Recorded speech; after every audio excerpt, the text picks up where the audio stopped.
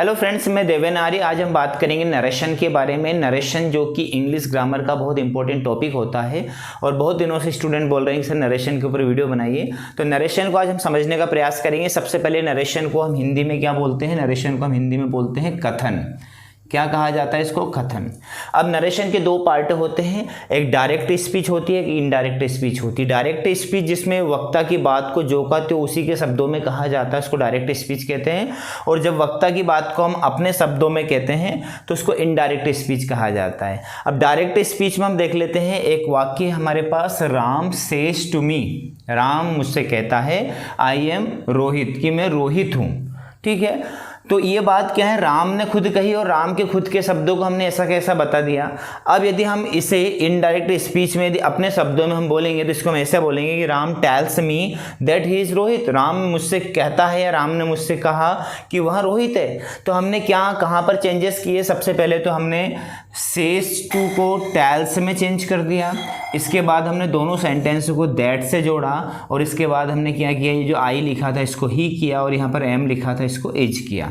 तो कहाँ कहाँ पर हमने परिवर्तन किए, परिवर्तन कैसे हुए, इन सारी चीज़ों को हम विस्तार से जानने का प्रयास करेंगे कि हम परिवर्तन हमने क्यों किए, किस नियम के अंतर्गत सारे परिवर्तन होते हैं। तो सबसे पहले हम ये देखते हैं, ये जो सेंटेंस लिखा है Ram says to me I am Rohit, इसको हम दो पार्ट में डिवाइड करते हैं। पहला, राम सेज टू मी, यहाँ तक जो भाग है इसको हम क्या कहेंगे? Reporting speech. इसको नाम दिया जाएगा रिपोर्टिंग स्पीच। और जो पार्ट जिसमें इन्वर्टेड कामा के अंदर वाला जो पार्ट रहेगा आई एम रोहित, इसको हम कहेंगे रिपोर्टेड स्पीच।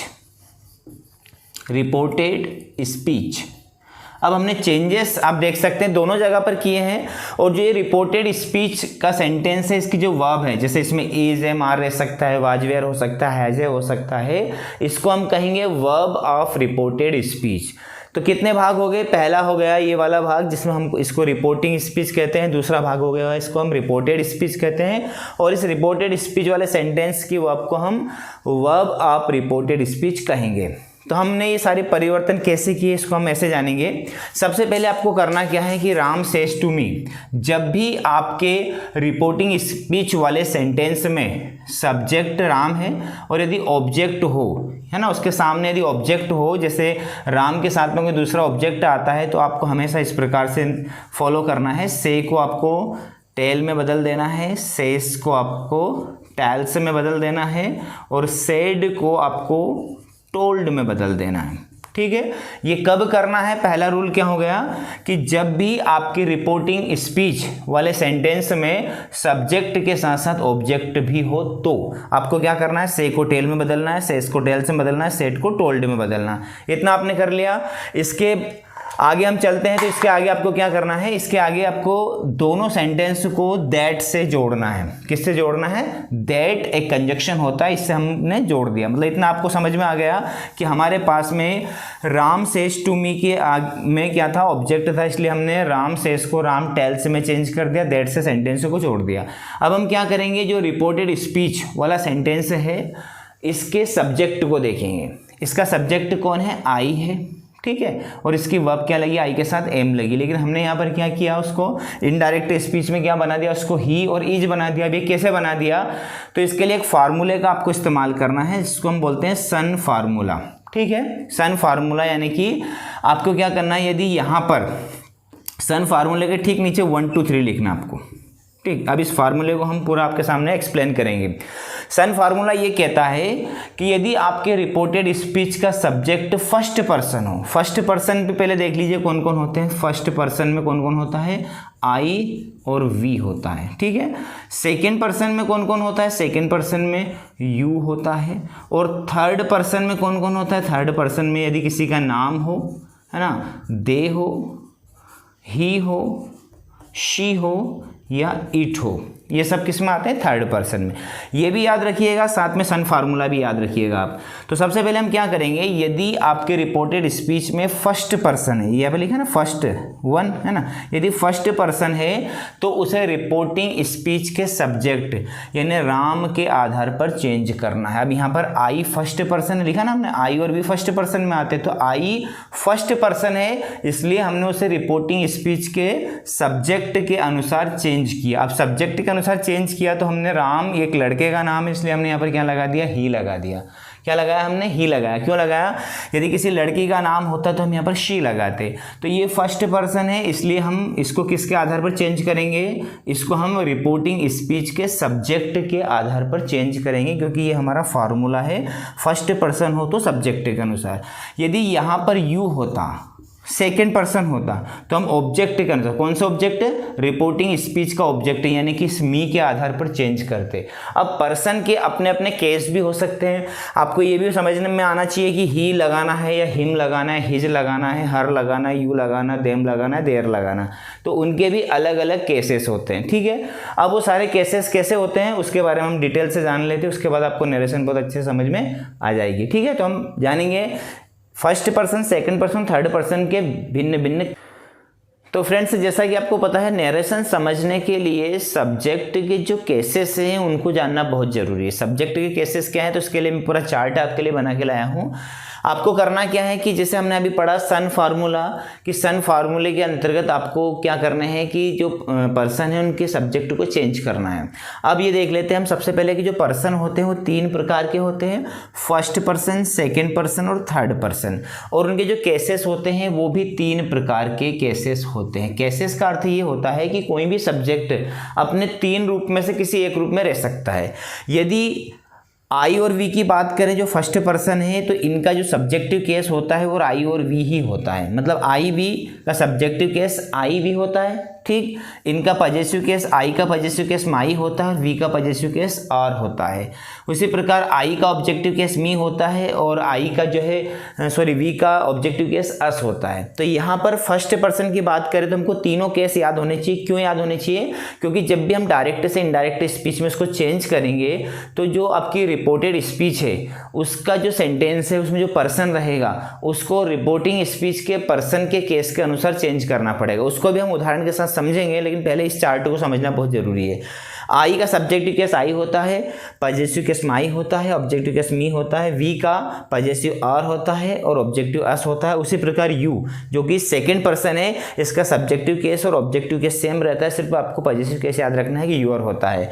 थर्ड की बात करें, थर्ड पर्सन की, ही का सब्जेक्टिव केस ही होता है, पॉजिटिव हिज होता है और ऑब्जेक्टिव हिम होता है। ठीक है, शी की बात करें तो सी का सब्जेक्टिव केस और ऑब्जेक्टिव केस हर होता, सब्जेक्टिव केस सी होता है और पॉजिटिव और ऑब्जेक्टिव केस हर होता है। अब पॉजिटिव और ऑब्जेक्टिव में आप पहचान कैसे करेंगे, तो पॉजिटिव की एक खासियत ये होती है, देखो इस हर वाले में आप कंफ्यूज हो जाएंगे। तो जब भी हर के साथ में कोई चीज़ आती है ना, जो पॉजिटिव केस होता है वो किसी न किसी को साथ में लेकर आता है कि हर ब्रदर, हर सिस्टर, हर स्कूल, है ना, हर बैग, हर पेन, इस प्रकार होता है। और ऑब्जेक्टिव केस में हर के बाद में कुछ भी नहीं आता, हर लास्ट में ही आता है। तो पहचान कैसे करेंगे कि हर के साथ यदि कुछ लगा है तो पॉजिटिव केस होगा, यदि नहीं लगा है तो वो ऑब्जेक्टिव केस होगा। आगे बात करें दे की, तो दे का सब्जेक्टिव केस दे होता है, पॉजिटिव देयर होता है और ऑब्जेक्टिव देम होता है।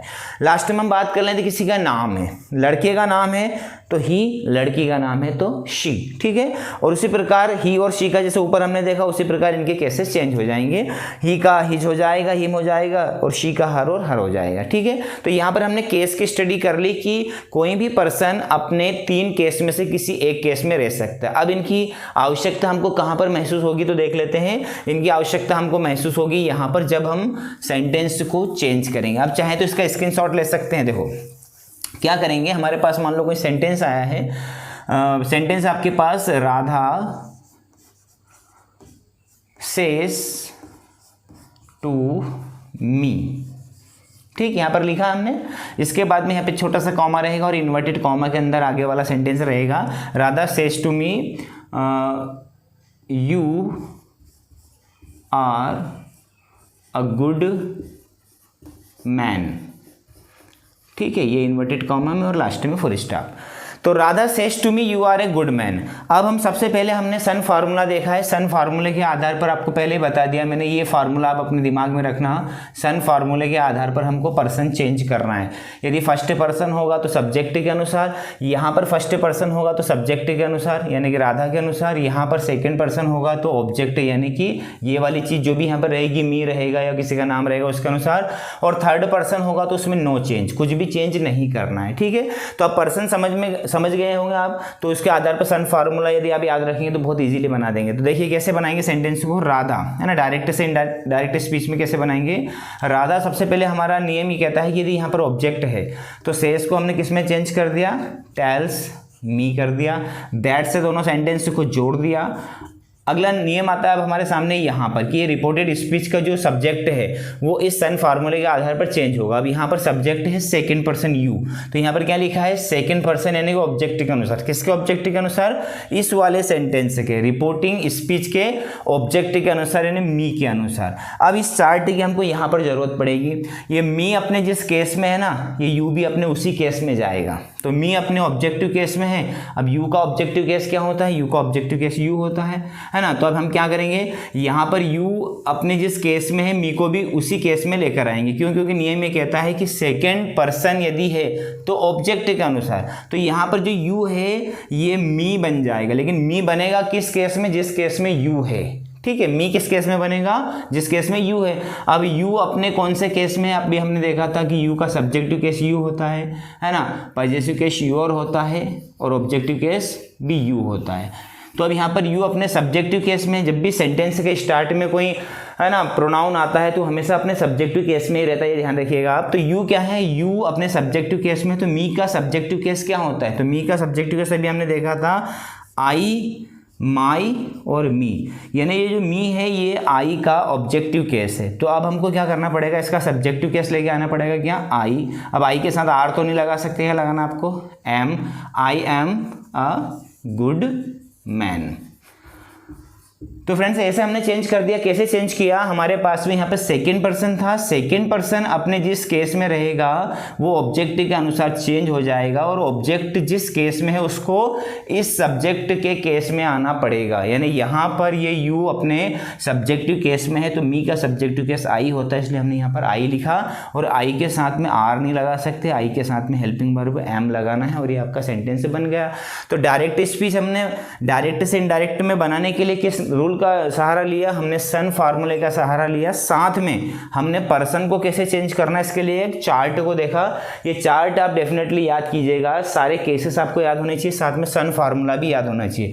तो आज के वीडियो में हमने देखा कि नरेशन में हम पर्सन को कैसे चेंज करते हैं। अगले वीडियो में हम देखेंगे कि हम टेंस को कैसे चेंज करते हैं। नरेशन अभी खत्म नहीं हुई है, अभी सिर्फ हमने सिंपल सेंटेंस को देखा कि डायरेक्ट से इनडायरेक्ट में कैसे बनाते हैं।